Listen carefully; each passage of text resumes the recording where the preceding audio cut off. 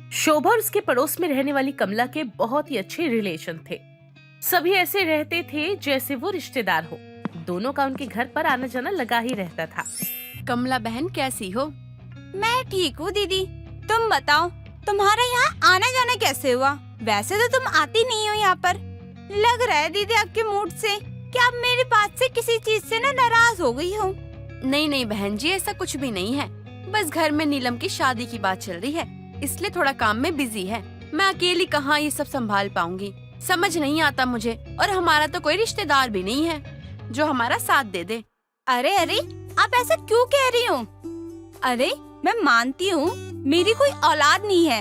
आपकी बेटी को ना मैंने अपनी बेटी समझ के प्यार किया है और अपनी बेटी माना है उसको। और आप बिल्कुल मेरी बड़ी बहन जैसी हो। अरे हम आपके रिश्तेदार नहीं हुए।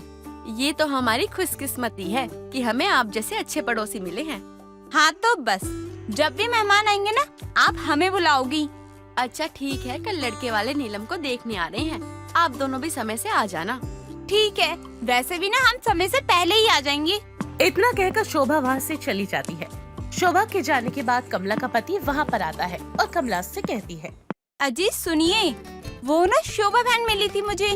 वो कह रही थी उनकी बेटी को देखने लड़के वाले आने वाले हैं और ना हमें बुला रही थी और हमें जाना पड़ेगा। नहीं, मैं नहीं जाऊंगा कहीं भी। तुम्हें जाना है तुम चली जाओ, मैं नहीं जाऊंगा। अजी आप कैसी बात कर रहे हैं? उसने इतने मन से इतने प्यार से हमें बोला है कि आने के लिए, और आप हमें मना कर रहे हैं। और तुम तो मेरी बात समझ ही नहीं रही हो। तुम्हें पता है ना, मुझे कभी किसी के घर जाना अच्छा नहीं लगता है। और वैसे भी कौन से वो हमारे रिश्तेदार हैं जो उनके घर नहीं जाएंगे तो कलेश हो जाएगा। अजी वो रिश्तेदार नहीं है, मैं मानती हूँ, लेकिन रिश्तेदार से बढ़कर है वो। अरे हम आज किसी के काम नहीं आएंगे, कल हमारे काम कौन आएगा? अरे कोई बात नहीं, तुम चली जाओ और जाकर कह देना कि मैं बीमार हूँ, तबीयत खराब है मेरी, इसलिए मैं नहीं आ सकता। अरे हटो जी, आप ना किसी के काम नहीं आते हो। अगली सुबह कमला शोभा के घर जाती है तो शोभा कहती है, क्या हुआ, भाई साहब नहीं आए? अजी वो ना उनकी ना तबीयत खराब हो गई है। अगर यहाँ आ जाते तो अच्छा रहता। खैर कोई बात नहीं, तुम आ गई इतना ही काफी है। लड़के वाले बस आने ही वाले हैं। कुछ ही देर में लड़के वाले आ जाते हैं और कमला के घर के बाहर एक कार रुकती है। क्योंकि दोनों के घर आसपास ही थे तो उस कार में से एक औरत निकलती है जो कि बहुत ही सुंदर थी। उसे देखकर तो रघु के होश उड़ जाते हैं और वो सभी लोग शोभा के घर चले जाते हैं। अरे शांति जी, आप आइए ना, अंदर आइए। हाँ आप भी चलिए ना। आप सभी का ना स्वागत है। बहन जी आप कौन है? ये हमारी पड़ोसन है, लेकिन बहन से भी बढ़कर है। अच्छा है, ये तो बहुत अच्छी बात है। तभी वहाँ पर कमला का पति बहुत अच्छे से तैयार होकर आता है, जिसे देखकर शोभा कहती है, कमला बहन, आपने तो कहा था भाई साहब की तबीयत खराब है, लेकिन ये तो एकदम ठीक लग रहे हैं। हाँ दीदी, इन्होंने कहा मुझे यही था कि इनकी तबीयत खराब है। अब पता नहीं ये ठीक कैसे हो गए। Hello miss. नमस्ते जी, अब आप कौन है? लग रहा है ये मरेंगे मेरे हाथों से। अरे मैं तो आपका पति, मेरा मतलब है ये कमला है ना, इसका पति हूँ और शोभा जी के रिश्तेदारों में सबसे ऊपर आता हूँ। हम पड़ोसी नहीं, हम तो बहुत सगे वाले रिश्तेदार हैं। हाँ शांति जी, कमला के पति हैं, दोनों ही बहुत अच्छे लोग हैं। अच्छा अच्छा ठीक है। अगर मैं गलत नहीं हूँ तो आप लड़के की बहन हो ना? नहीं जी, कैसी बात कर रहे हैं आप? मैं तो लड़की की माँ हूँ। क्या कहा? आप माँ हो? नहीं, ये नहीं हो सकता। मुझे यकीन नहीं आ रहा। अरे क्यों नहीं हो सकता? अरे इन्हें देखने के बाद भला कोई कैसे कह सकता है ये एक लड़के की माँ है, वो भी जवान लड़के की। भाई साहब, मैं कह रही थी आप मेहमानों से यही बात करते रहेंगे, अंदर भी चलेंगे? अरे हाँ शोभा जी, अरे इन्हें जल्दी से अंदर बिठाइए ना, इनके पैरों में दर्द हो जाएगा। सभी रघु की अजीब सी बातें सुनकर हैरान थे। वो बात बात पर शोभा की समधन पर लाइन मारता है। सभी अंदर बैठे बातें करते हैं। शोभा जी, जरा लड़की को बुलाइए, हम भी तो देखे अपनी बहू को। हाँ अभी लेकर आती हूँ। अरे आप सब ने यहीं बैठो, मैं लेके आती नीलम को। ठीक है। कमला नीलम को लेने जाती है, तभी रघु एक बार फिर से बीच में बोल पड़ता है। समधन जी, एक बात पूछूं? जी पूछिए ना। अरे आप अभी तक इतनी सुंदर, जवान और हसीन कैसी है? मतलब आपको देखकर तो चांद भी शर्मा जाए। कितनी सुंदर हो आप, जो देखे वो देखता रह जाए। क्या आप लाइन मार रहे हैं? अरे नहीं नहीं, वो हमारे पड़ोसी थोड़े मजाकिया हैं। वैसे इनमें इनकी कोई गलती नहीं है। मैं हूँ ही इतनी सुंदर, जवान। आजकल के तो लड़के भी मुझ पर लाइन मारते हैं, और इनकी तो उम्र हो ही चुकी है, तो इनका लाइन मारना कुछ गलत नहीं लगता मुझे। वैसे मैं आपको बता दूं कि जब मेरी शादी हुई थी ना, तो मैं बहुत छोटी थी, बच्ची थी मैं, और जल्दी शादी होने के कारण बच्चे भी जल्दी हो गए, इसीलिए अभी तक मैं जवान हूँ।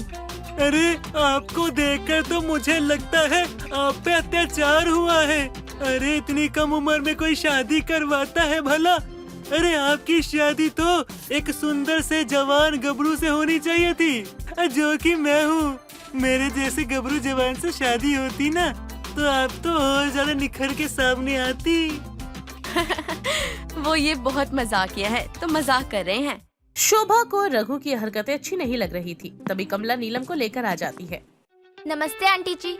अरे बेटा, आंटी जी क्यों कह रही हो? मम्मी जी कहो मुझे। वैसे आपकी लड़की बहुत सुंदर है।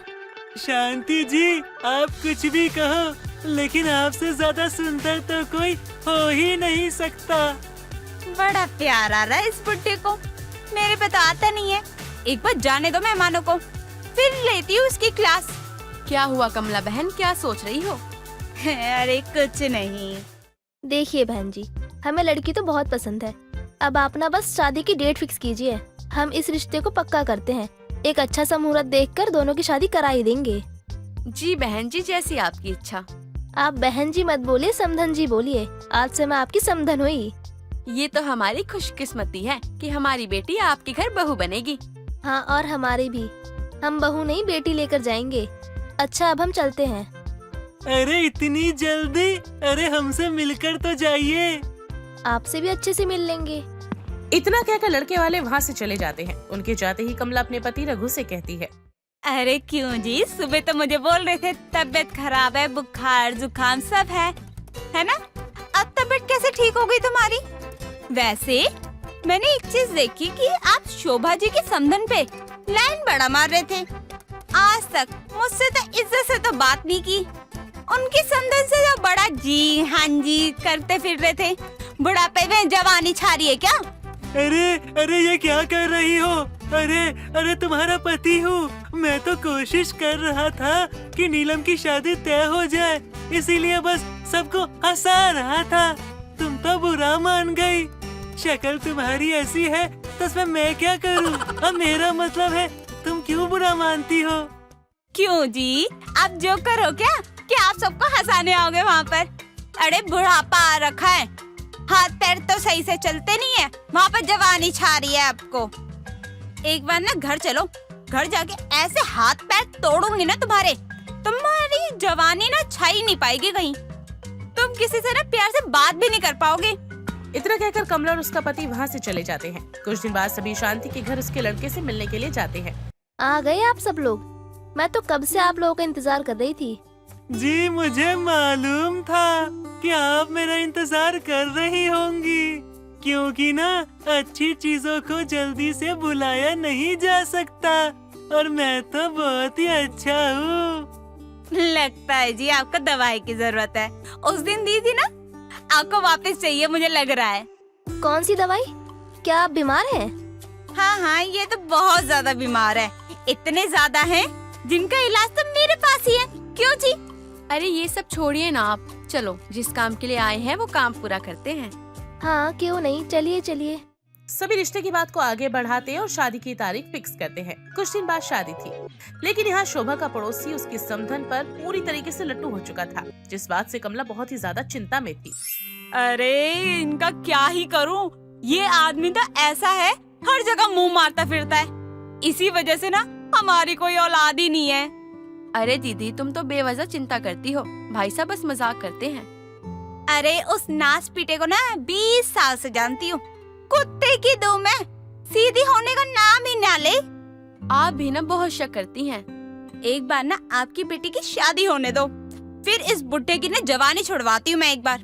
कुछ दिनों बाद नीलम की शादी का दिन आ जाता है। सभी खुशी से शादी की तैयारियां कर रहे थे। बारात दरवाजे पर थी। यहाँ भी रघु शोभा के समधन पर लाइन मारने का एक भी मौका नहीं छोड़ता। अरे ये क्या, आज तो आप कमाल की लग रही हो, बेमिसाल लग रही हो। अरे आपको देखकर मन डोल रहा है मेरा। अरे कहर ढा रही हो आप। अरे मन तो कर रहा है आपसे अभी शादी कर लूं। लेकिन एक बात कहूँगा, दुल्हन से ज्यादा दुल्हन लग रही हो। आप भी कुछ कम नहीं लग रहे हैं।